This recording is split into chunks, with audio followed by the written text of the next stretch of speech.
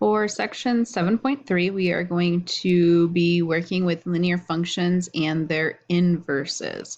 So an inverse of a function simply interchanges the input and output values of the function. So it just finds the opposite of the function. So when you hear the word inverse, remember that's opposite. So for example 1 here, we are going to find the inverse of f of x equals 1/2 x plus 3. And we're going to walk through step by step on how to do that here.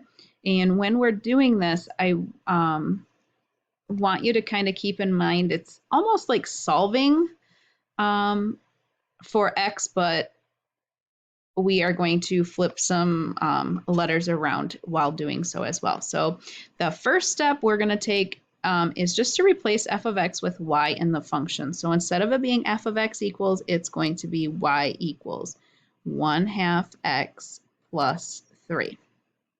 Then step 2 says solve the equation for x. So we know how to do that part. We are going to isolate the variable x. So the first thing we have to do is minus that 3. So we're going to have y minus 3 on this side, and we're going to have 1/2 x on that side. And our last step is to get rid of that half, and remember that dividing fractions is keep, change, flip. So dividing by 1/2 is also the same thing as multiplying by 2. Because remember, if we flip 1/2, it's 2 over 1, which is 2. So we are going to have 2 times y minus 3 equals x. And then we can distribute that 2, so we'll have 2y minus 6 equals x. And then step 3, switch the x and the y in the equation. So just flip their spots. So 2x minus 6 equals y.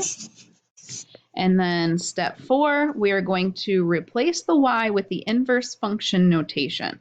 So instead of being f of x, it's going to be f negative 1 of x. And that negative 1, that little negative 1 up there just tells us it's the inverse. So we're going to have f negative 1 of x equals 2x minus 6. And that is our final answer.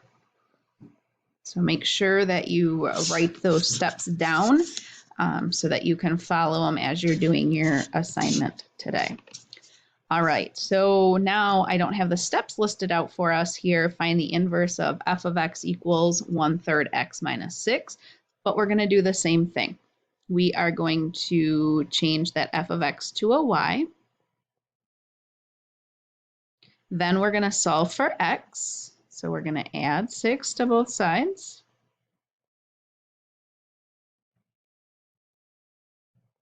And then we're going to divide by 1/3. Dividing by 1/3 is the same thing as multiplying by 3. So we're going to multiply that whole thing by 3, remember? So we would have 3y plus 18 because we have to distribute that 3. And then we have to flip the x and the y spots.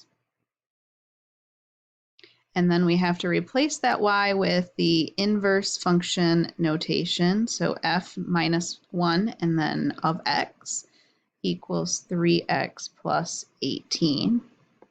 And that would be our final answer. And one more here, it says graph this function and then find and graph the inverse function. So 3 parts here. We have to graph it first.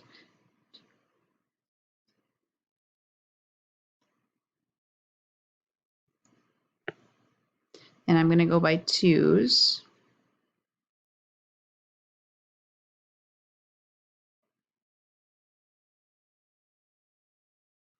And our y-intercept is negative 12, so I'm going to put a dot there. And our slope is 3, so I'm going to come up 3. And then I have to go over 1. And I'm going to attempt to draw a better line than that. Still not good.